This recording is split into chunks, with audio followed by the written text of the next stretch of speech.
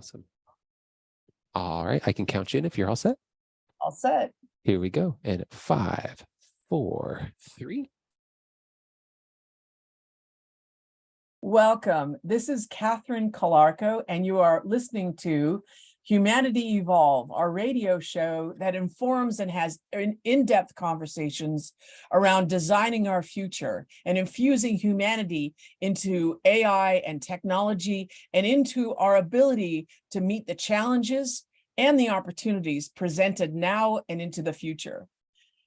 Today, I am joined by Immanual Joseph, who is an amazing person. I've known Immanuel for over a decade. He and I worked together on several projects associated with digital health, stress management, compassion, and resilience. He is one of those amazing people that when you talk with him and you're with him, you leave refreshed, you leave feeling energized, you learn things, and he is truly an authentic, compassionate person.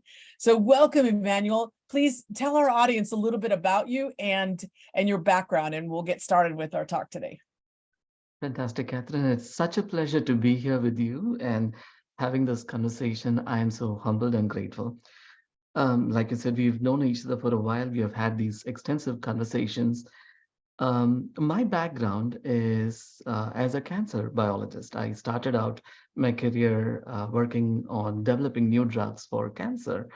And I followed the track of life and worked with seniors and people at the end of life stages. And from there, became invested in studying compassion, especially the idea of compassion in workplaces. And now, currently, I'm a school teacher. I teach biology in Texas, but I also keep my passion alive. I build virtual reality programs around compassion and stress and all the good stuff. So life is good. That's amazing. And I think he's, as you hear, he's very understated. He's really doing quite a bit, and it has effectively helped to transform the world for a better place. And this conversation today, Immanuel, we're going to talk about, being human amidst this overwhelming influence of technology and constant change. We're going to cover things like how do you nurture compassion? What is compassion? Finding that inner peace and establishing harmony in ourselves. And one of the things that I think is amazing is we have the potential to unlock our greatest human capabilities right now. And I'm hoping, I'm part of this. So this is what I drive towards, is that we can create superhumanity or superhuman capabilities. And we're doing that because of the challenges that we're faced and what it's calling us to do. So we're talking about how we as humans can, reflect on the essential qualities that make us human, and how do we coexist harmoniously with technology and climate change and pandemics and macroeconomic issues, and without really compromise what makes us human and our need for human interconnectedness. So, that's kind of a big topic today. So let's start with maybe the first question that I have for our conversation is, with all this rapid technology and AI advancements, how do we ensure that we preserve our essential human qualities and values and not lose sight of what makes us truly human? It's a powerful question, Catherine. And when you brought this topic up, the first thing that came up for me was the Maslowian hierarchy of needs. When you say you need to fulfill certain needs to eventually come to this idea of self-actualization, right? So I was thinking about this. So what if we have a lion whose basic survival needs, his food needs are met, his safety needs are met, he's the head of the pride, so he's loved, so his love and connection needs are met, and then, of course, being the head of the pride, his esteem needs are met as well. Now, I was thinking, would this lion wake up in the middle of the night one day and say, who am I and what's my place in this universe? And how do I fit into this grand scheme of things? And how do I create stories around that? I guess not. Lions don't do that, right? But humans, when their needs are met, we come to that point and say, who am I? And I think even though it may not be an individual who's asking that question, as a species, we have been asking that question quite effectively. So I think that differentiates us in some ways from the animals, because there is some level of intelligence. We are obviously a little bit more intelligent than other species. And animals are sentient, and sentience is essentially the ability to feel pain and pleasure. We feel pain and pleasure, and animals feel pain and pleasure as well. But this ability to ask questions, and more importantly, the motivation to ask those questions, because we will still survive, we will live and die our 60 or 80 years anyway and go, but something inside us prompts us to ask these questions about who am I and what is my place in the universe. That is the consciousness. That is the consciousness of our life. And I think that's really critical, that in a separation factor from us and the animals. But then we as a species have done something remarkable. We have birthed an intelligence. And this has never happened before. So we birthed an intelligence and we delegated some of our tasks to this intelligence to do. That's the how of things. How do we calculate the distance from here to there? Let's use the computer. Let's use mathematics from there. How do we resolve? How do we dig through tons of data and pull up small specific information that we need? Let's delegate that to computers. Now, this baby that we birthed is suddenly become so big, and now we are scared of it. And we are Mm, scared of it for a couple of reasons. We are scared of it because one is the survival situation for some people. They say, "Oh, AI is going to take away 40% of our jobs in the near future. And so what's going to happen to me?" So that's the survival element. But I think we are really more concerned about a different question. Because at this point, artificial intelligence is not sentient. It does not feel pain or pleasure. And artificial intelligence is obviously very, very intelligent and probably is going to surpass us at some point in time. And we are probably going to look at technological singularity in 2045, according to Ray Kurzweil, right? yeah. So for those who do not know what technological singularity is, that is the point where the machine is able to self-sustain, artificial intelligence is able to self-sustain and ask questions, and surpass humanity and all of our intelligence at that point. What lies beyond us, beyond that point, we don't know. So we know they're not sentient at this point, but they are obviously more intelligent. But yet, at this point in time, they are not conscious. Artificial intelligence is not conscious. It's not asking the same questions that we asked 12 o'clock in the night when all our needs were met, and they say, who am I and what's my place in the universe? But we are afraid. I think that is our next big fear. What if the machines become conscious? Mm, And what if the machine's answer is to say, all things considered, all species being equal, let's eliminate this one species that's creating the most havoc on the environment. It's creating the most dissonance and lack of harmony in all the other species. Let's take this species out and everything's going to be fine, right? I'm just saying that's a nightmare scenario, but hypothesis, yeah. It's but probably more the than the War of the Worlds, the Matrix, our fear, is that's what'll happen, right? So, but it is a scenario that people are considering right now, right? yeah, yeah. I mean, what happens when, and again, like you said, it's not going to be a Terminator kind of situations. The machine, Right. the robots are all going to be there, and humans are not all going to be on one side, and let's pull the plug on the machines. I think our history shows that it's not going to be a us versus them. Uh, Right. think of cell phones, right? Uh, Right. our Exactly. biggest assets as humans is our time. Time is Mhm. the biggest gift we have given. And what takes the most of our time? Our cell phones, right? We have so much of technology use that, and that we are not sure who are the masters. Are we owning the cell phones, or the cell phones owning us? And of course, you could go back and say, yes, it's the humans who have created it. It's at any given point we should be able to pull the plug on technology. But that's not going to happen because our economics are built around it.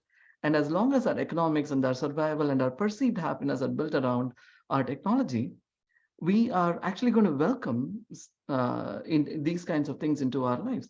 Same with artificial intelligence. It's already happening. It's become so much a part of us. We are welcoming technology into our lives. And so when the point of singularity happens, we would not be facing, again, my hypothesis, we would not be looking at a me versus machine situation. It's going to be more like, we are part of it. And we don't even realize that machines have become a part of us. So we together reach the point of singularity, especially with Mhm. thoughts of bionics and so on, right? With chips. Yeah. People are saying, okay, let's cure paralysis with that. But then at some point, we're going to have designer chips, and then we're going to have, humans are not invited to apply at this point, kind of situation. So it's an interesting place we are in right now. It is, and I think it's one of the elements of that is like, okay, when we, in our evolution, we started off with, stones and small axes and things like that, and now we've created a tool that, in fact, could overpower our human capabilities, but not our humanness, right? We still have the sense, there is still an consciousness about us that the systems don't have, but in a way it's actually challenging us to design what is it to be human. And I also think there is a possibility that we need this technology in order to solve what's going on in the future, that we as a humanity really can't figure out how to solve climate change and reversing it, or some of the macro issues that we've created due to the population of the earth and disequity in health and things like that, that maybe in partnership with technology, we can find solutions that we would have never thought about on our own, that we can use collective wisdom, collective intelligence, and really create a better world. I mean, that's what my heart is hoping for, and really striving to create, and not doing it from a woo-woo point of view, but more from a empowered human point of view. Like let's feel that we can actually manage this future and figure out what we need, and do what's necessary, like guidelines and roles, and be conscious about what the impact is, and really collaborate as a set of countries to globally do something that we've only done maybe 2 or 3 times in the history of the world. So I don't know, I feel like it's an opportunity. So in that, how can we leverage technology to foster authentic human connections and combat these feelings of isolation and fear and sort of the negative side of what's actually happened because of the overwhelming use of technology? No, that's again a very powerful question, Catherine, in my mind. And I think technology is a wonderful slave, but a very bad master. And sometimes we forget that that's where the balance is, right? So there've been multiple studies on this. I think there was one study published from Stanford in 2019, where they were looking at what would happen if people went off Facebook. How would they feel about feeling lonely? How would they feel about being happy, and so on? And this was quite a large study. There were, I think, 3,000 people in this cohort, and 1,500 were, using Facebook, and they just happened to be using Facebook as a study material. Nothing specifically against that one particular platform. But what they found was that those who went off the use of Facebook for a month reported to be more happy and less lonely. And the time that they were freed off from the use of devices, they actually went and made human connections. And when they did, they realized they didn't have to come back to Facebook anymore. I remember the first time I got into Facebook, I was so excited. People who I thought I would never going to be meeting again, I was suddenly be able to talk. I was talking to them twice a day, and I was so happy and so excited. But all that dopamine rush went away for a while, and then it was more about who's the next person I can find, and then it became a race for building a larger quantitative network rather than a quality network. And I think that's where sometimes the problem happens. We get so tagged into and dragged into this systems that we create within this virtual spaces, that we forget our real individuality or humanity here. And I think what really would, an ideal situation would be a balance, right? A balance where technology brings us to people, and then we use that opportunity to nurture connections and foster connections, and create authentic relationships along the way. Um, and I think it all comes down to choices. It comes down to choices. And I think some of us from the older times who did not have, did not grow up with technology, know about the power of choices with technology.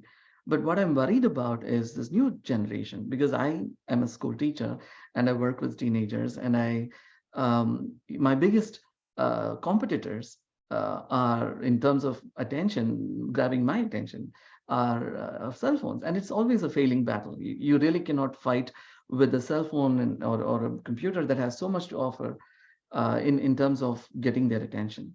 So I'm worried that this generation grew up with technology, suddenly does not even realize that there is a choice there, that they can actually step away from it, and suddenly realize that there's really, a joy in hugging people, that you're biologically wired over evolution. As you hug people for 10 seconds, your oxytocin levels go up, and that completely rewires your brain. So there's a different type of a joy that comes with that kind of human connection.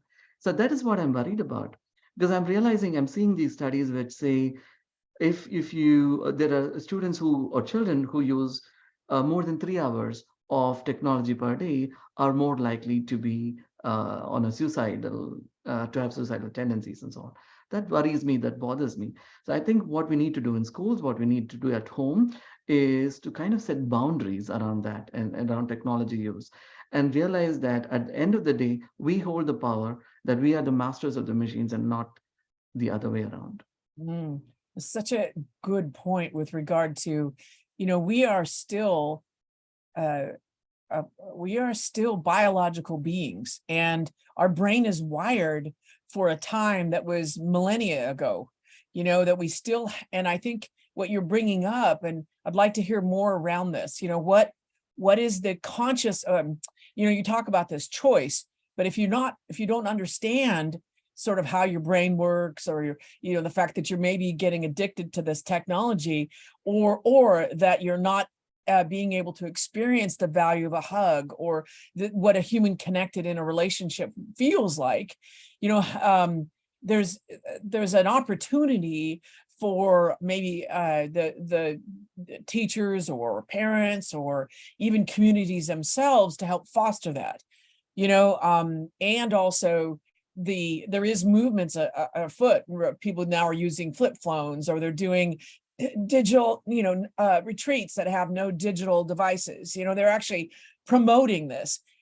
How can we, what are you seeing as a teacher and as a entrepreneur in this space, ways to help people make that choice and understand themselves enough to empower them to move into a direction that's healthier for them? I think the very first thing we need to do is to create opportunities to experience humanity. And what I mean by humanity, and what I mean by the consciousness of our being, is not to sit every day and ask, who am I? Right. And what's my place in the universe. Exactly. That's really not going to The work. opposite. But what I really think would make the difference is the fruits of the consciousness, as I call it, right? And what is that? It's the answers to the questions, and who am I, and what makes me human, and what makes me different from machines, what makes me a little bit above other animals and other species, and so on. It's the manifestation of how consciousness looks like in us. For example, compassion.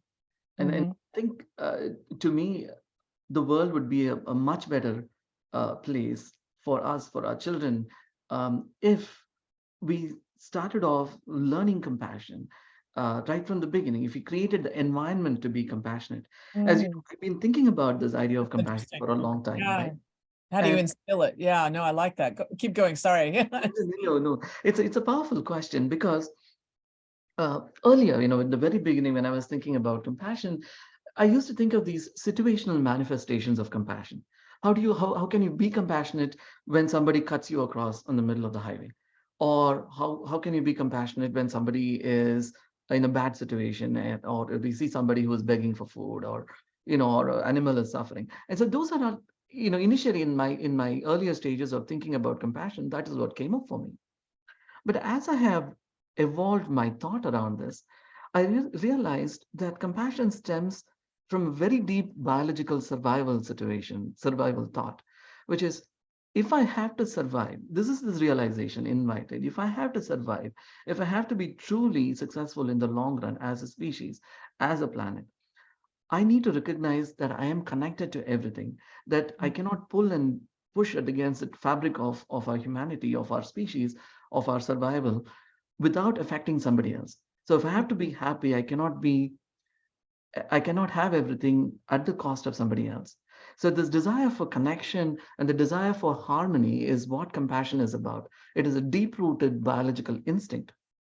So when suffering happens in whatever level of this fabric of our being, and not just humans, it's all of us connected, all the species, all of life connected together, all of this planet connected together. When we realize that if there is suffering in any one place or any one animal or any one survival element of this planet, then we are going to ultimately suffer from that, and we choose to to make that action that's going to alleviate that suffering because our survival is built into it.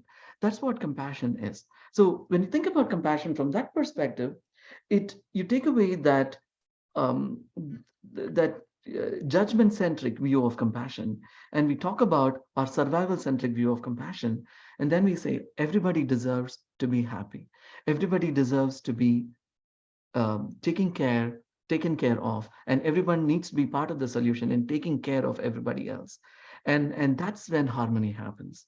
Hmm. Yeah. And in that, I think that's brilliant in the sense of us, the connectedness of all of us. And that what I'm hearing you say is we carry each other when one is suffering, because you can't eliminate suffering. You can't eliminate, the messiness of life is how we learn and grow. So in that compassion harmony, how do we enable people to manage through the suffering, or even have discord, have a discord conversation, or disagree on different things? How do you enable in a harmonious world to manage the things that happen in life that you can't control, or your disagreements or things like that? It's not easy to be compassionate. I mean, all the time. I mean, you can be compassionate sometimes to some people, but again, I think sometimes it helps us to rewire our brains in a way. And again, compassion is not an act; it is a way of being and thinking and experiencing life and allowing others to experience life. So from that perspective, we need to figure out what is it that allows us to to be compassionate. Mother Teresa put this beautifully, right? If I see the mass, I cannot act. If I see the one, I can. Mm. So, what is it that allows us to be compassionate, and what kind of practices can we do? Do we start with meta meditation every day, or do we take perspective shifts about how people are also going through challenges and how we could be very well in their position, and then do one tiny bit, what I call as the micro compassion I love that. pieces, right? So Yeah, I love we this don't have to focus on these big grand acts of compassion. exactly. Oh Yeah, my. but we can do these tiny things, the deliberate, consistent, everyday acts of compassion that will rewire our brains, change our wiring so that our immediate go-to is not an amygdala response, it's not a reptilian response, but more of a prefrontal cortex response, which is to Yeah. say, how can I create for a bigger harmony, a bigger peace, bigger joy? Yeah, from our heart. I think that's a great place to break. I want to dive into this micro compassions. I call it joyful moments, always looking for the joy to build resilience, to better manage the struggles and conflicts that occur in your normal day. It's not about creating, all bliss. It's actually operating from a bliss state. So I really want to talk more in detail about this. We need to take a quick break. So hang in there, because come on back, because we'll be talking about some very specifics, techniques on this micro compassion. How do you actually build your own resilience, and how does technology, in fact, enable that compassionate environment? This is Catherine Calarco on Humanity Evolved with Immanuel Joseph. Be right back, and we'll continue this conversation. Thank you so much. All clear. Great segment. Just a moment while we save it. Excellent. Thanks. It's good. We just take a few breaks and a few minutes, and then so this is on. Anyway, we'll take a break and then we start up again. Fantastic. So, is there anything you want to cover in the next section, Immanuel, that we haven't covered yet? I think we'll dive into the micro compassion and talk a bit more about that. I think that's a really good place to start up. Is there anything you want to make sure I get in before the end of the session? Let's see.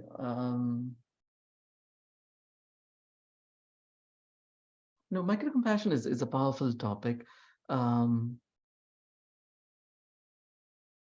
cool. I mean, I guess we'll find our questions as Find we it. I'll leave time. Yeah, I'll leave time at the end. We'll be flexible. I have the two more questions, but we'll start with the micro where we left off. All right. We are all set for the second segment. Awesome.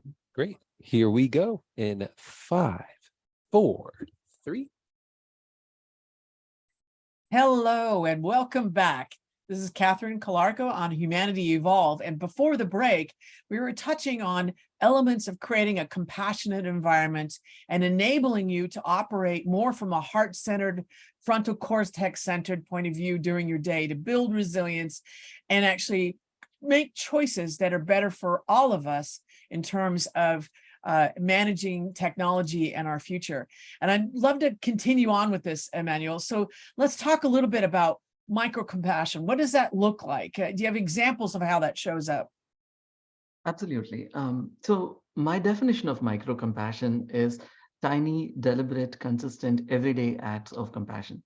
And I'm proposing the idea of micro-compassion because a lot of times we get stuck in the idea that a compassionate act has to be an altruistic, massive act at the cost of life. I mean, we talk about those. We talk about superstars of compassion like Mother Teresa or His Holiness, and we say, that's what we aspire to be. But in our everyday life, we are not that because we are facing a lot of challenges.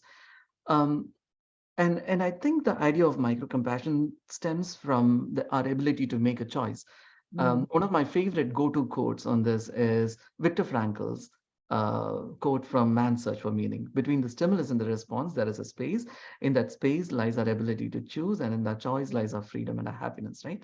So what do we do when we wake up? The very first thing when we wake up, do we reach for the phone? A lot of us do.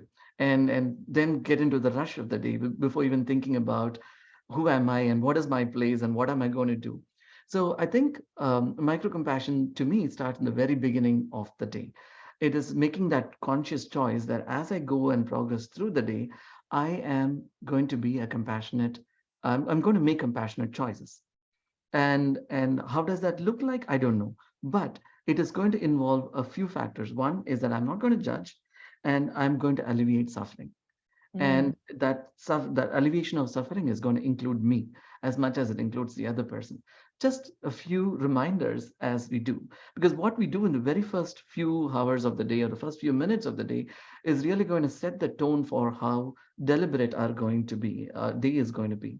So with that, and I'm saying, let's say we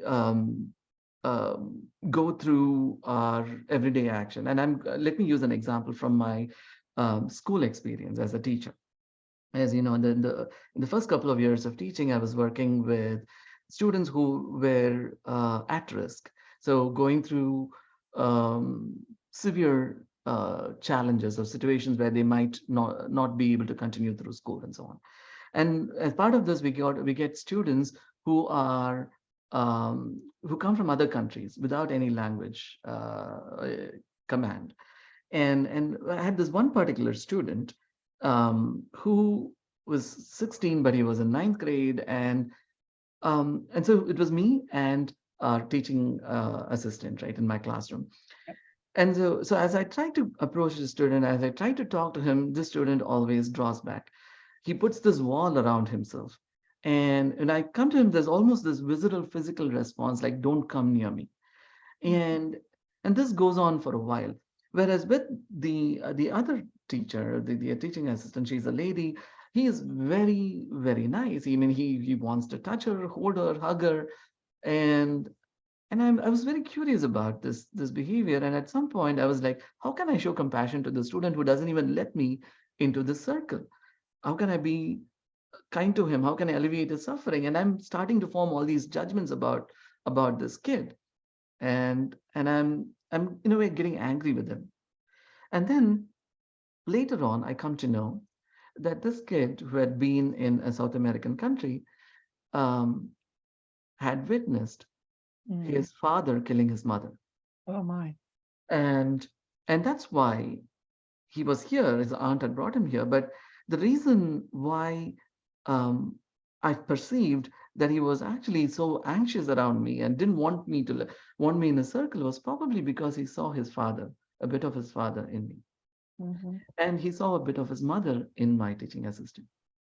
Mm. And I think that that realization completely shifted the story about him, and it shifted the way I was able to approach him and the way I was able to give him compassion.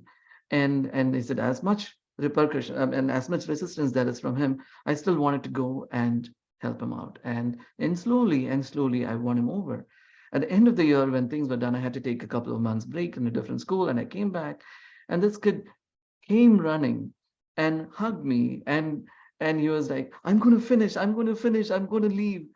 And I was like, oh my God, compassion, when you overcome this judgment, you are able to connect with another human being, and you're able to show this compassion, and that changes the dialogue for everybody.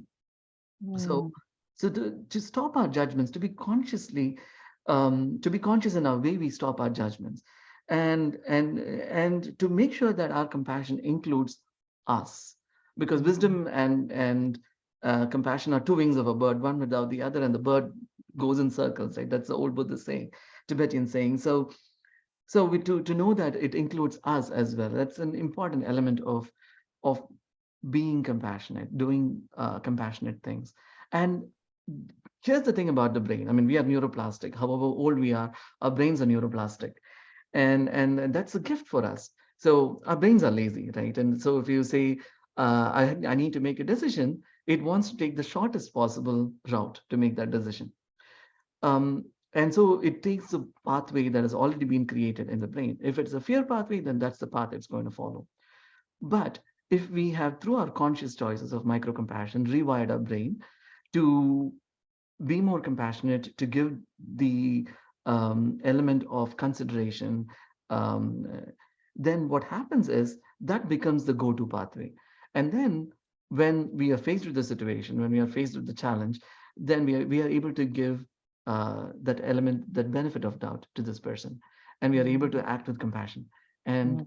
and that becomes our go-to pathway. Mm. I just, I hope you guys got this. I'm going to break it down. I'm going to just synthesize a few of the takeaways I got from this. One of them is that super important to realize to wake up in the day with an intention to operate from this state. And that it's about not only eliminating suffering for others, but also for yourself, and being able to act from that place, right? And the other is to almost pause and try to understand someone, that everyone has a story or a background or a reason something might not be right or come across correct. And even especially today, there are so many people that have hidden traumas, right? And I think it's important. So it's really about eliminating suffering for yourself and others, understanding other people's situation and story, and operating from that. And the third one, which I think is the superpower that you mentioned, is to rewire, make new pathways in your brain so that it's natural to act from this automatically. And that's your go-to place. And I hope you got those three things. I think it's really an exciting opportunity, and it's done simply, not by, oh, I got to go 2 years in a training program, or I need to, become Mother Teresa. No, it's everyday moments. It's being lovely in the grocery line, or offering to help, or be willing to have a tough conversation to release suffering between two people. Like there's different ways of making that happen, and the ripple effect of that goes beyond you, right? I just think that's a magical three things that you've just brought up in that time. And for me, people have given me feedback about, oh, you're such a joyful person, and I'm thinking, I really work at that. But now it doesn't feel like it's work. Like I don't have to be conscious about it. I just naturally stop and see hummingbirds and crack jokes and create a positive environment. It's just better for everybody. It doesn't mean I don't deal with tough issues or have, actually, to be honest, it's made it easier for me to have hard conversations with people. Actually, even go in and talk to someone who is completely opposed to a certain view that I don't share or is angry. I find I'm able to walk towards that and create a positive outcome rather than creating and escalating the anger and the negativity and all the rest of it. Because I hold that joy, it gives me that's kind of a, I don't know, like an ability or a shield or something, some ability to be able to do that. And I just love that, eliminating suffering for yourself, like put the oxygen mask on. It's being angry all day is not good for you. It's like, you can understand, like Dr. Joan Rosenberg has this book about 90 seconds to let that negative emotion go through, because you have to understand it's information, and that, and let it go through your body, understand why, and then help to shift it. How can you operate not from that anger, but use that to inform you on what you might have to deal with, or what you need to do, or how do you need to respond, or whatever. And really, don't stuff it, because that creates other problems, but being able to transform it. And then taking the moment to understand someone else's story. Where are they coming from? That was weird. Why did they say that? And even creating little questions that you can ask other individuals to try to explore more to understand them. And then I think then it's the little actions that you can take in that relationship to be able to move forward. I just think that's great, and I think we've talked about this, and I want to get to the sort of so to build on this topic, how can individuals really develop more resilience?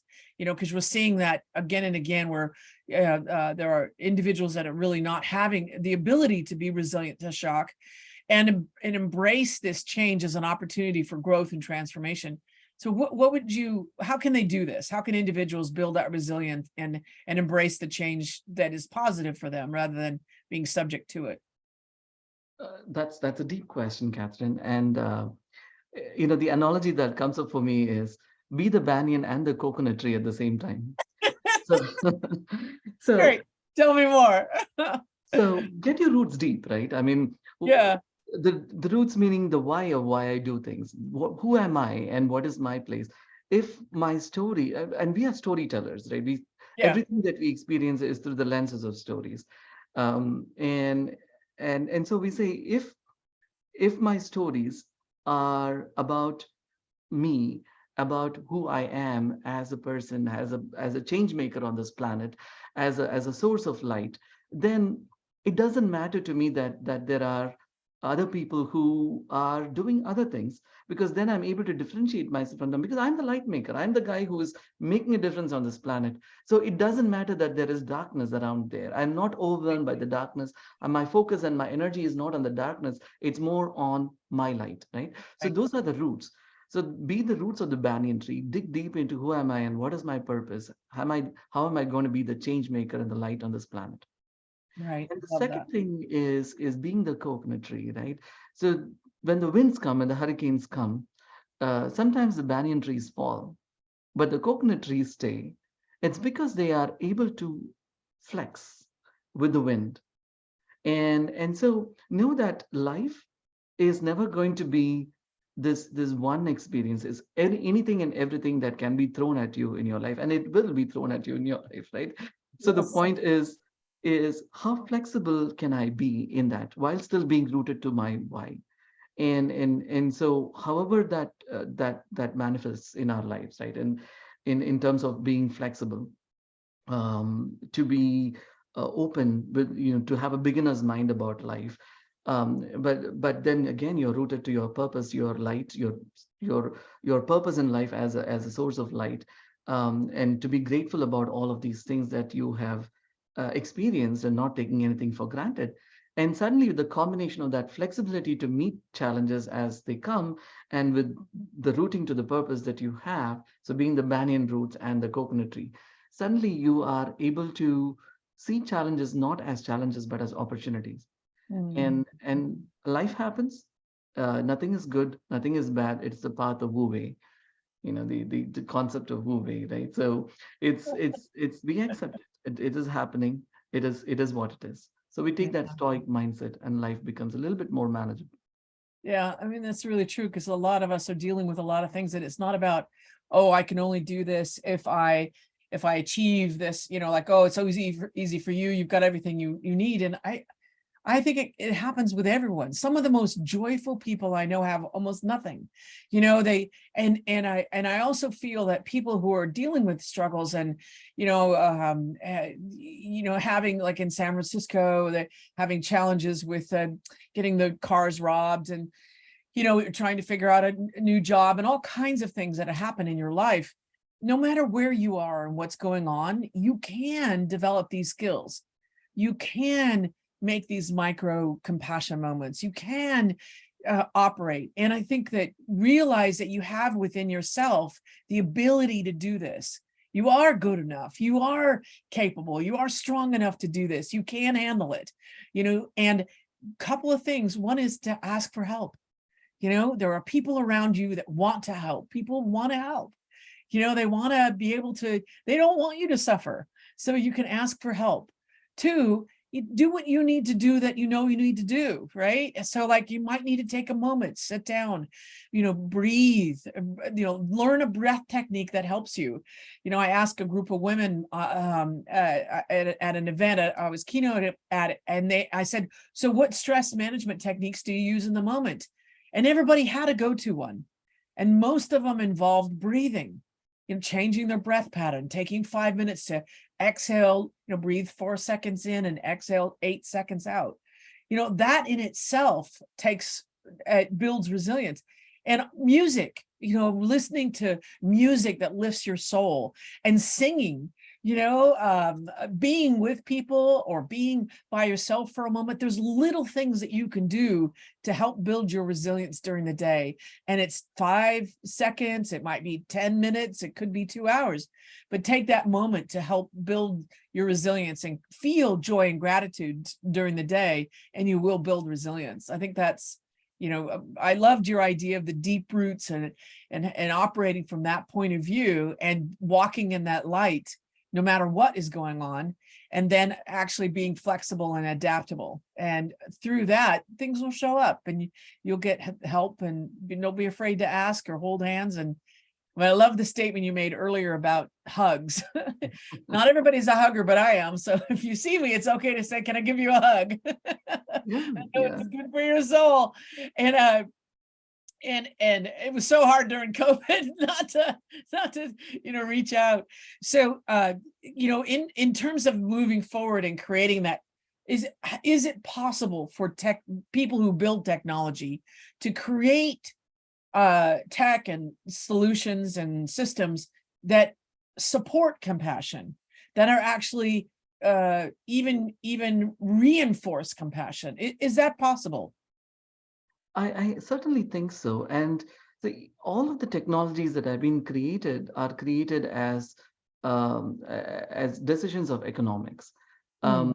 And once we realize there is the economics of compassion, the economics of human connection, then everybody will gravitate towards it. We don't have to create a specific program or a platform that is meant for compassion. But what we can do is educate people on the way to use the available platforms in a compassionate way.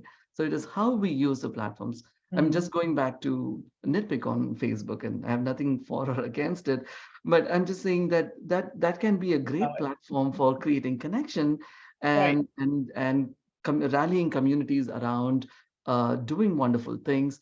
But it could also be a place where you could gossip and create wreak havoc as a community on other communities. Um, so I think what the decision makers at the very top should be able to do is create boundaries on what kind of, and again, I'm not about censorship, but it's about maintaining the bigger picture of compassion in this planet.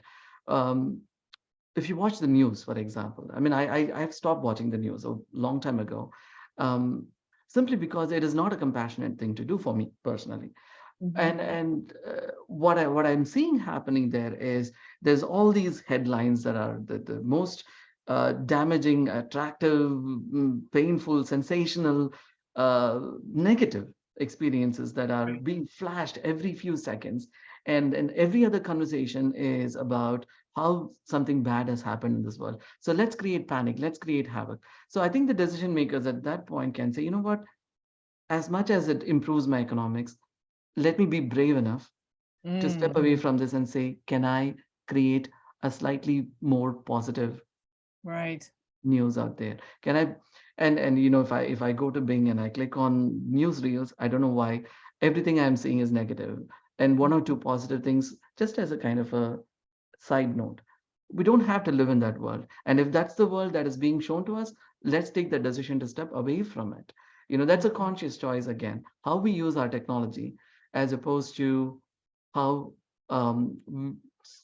creating solutions in technology itself, because there are platforms out there that focus specifically on compassion and kindness and so on. Not many people use them.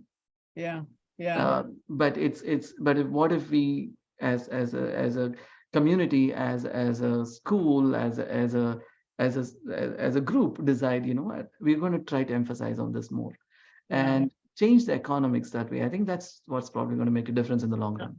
You talk about the choice, like I choose to watch what I watch, right? And so I know what, but I'm aware of what's good for me and not good for me, right? So I actually, and I know, oh, I'm too far into, funny cat videos. And so but I need to laugh for 5 minutes, right?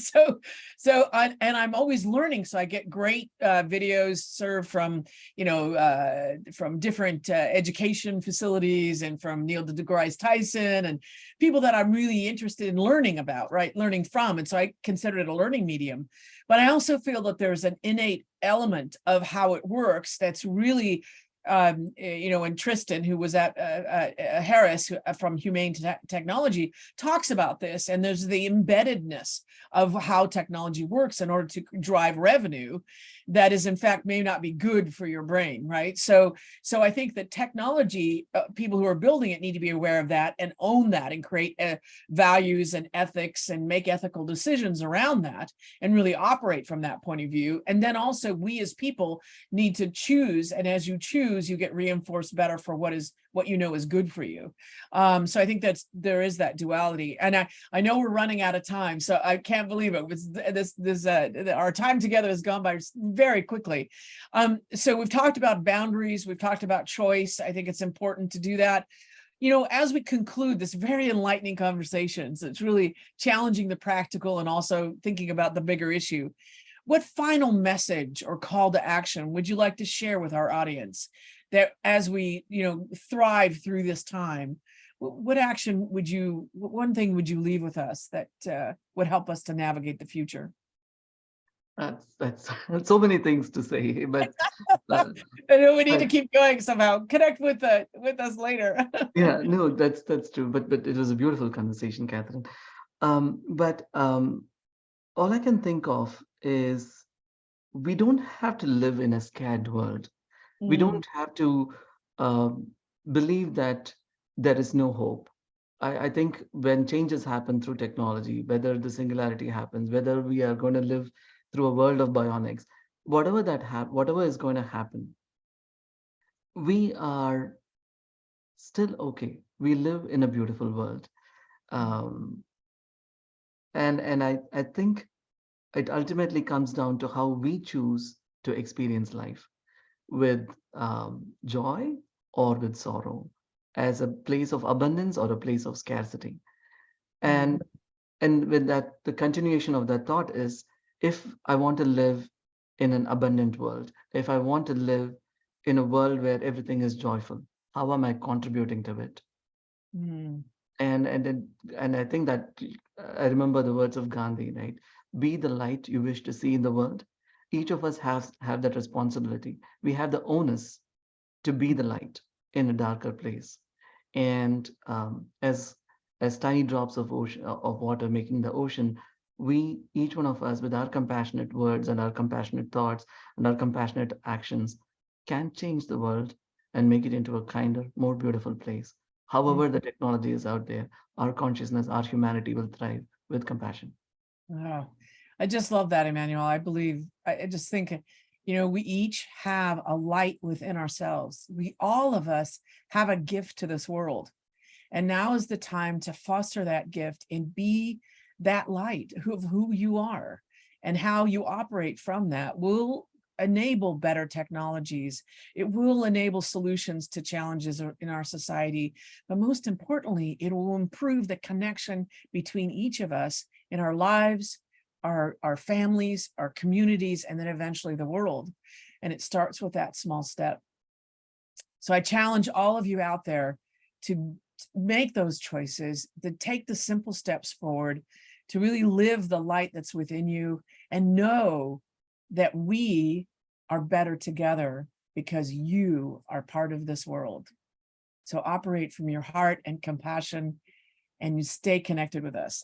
This is a huge hug to everybody out there.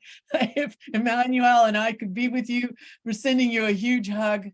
Know that you are so important to all of us, and we look forward to continuing this conversation. Please connect with us on LinkedIn, or send us an email or tweet, or just if you can find our phone numbers. No, to be honest, we're here for you, and we really do care about what we're doing. And I just am very touched. I actually think this is super important, and it means a lot to me. So thank you very much for joining us on our Humanity Evolve. This has been Catherine Kalarka with our guest, Immanuel Joseph. Staying human in a rapidly changing world, you can thrive, and you can create a harmonious world by making that step to operate from compassion. Thank you so much for joining us today. Thank you. All clear. Great job today, everybody. Awesome, Thank man. you.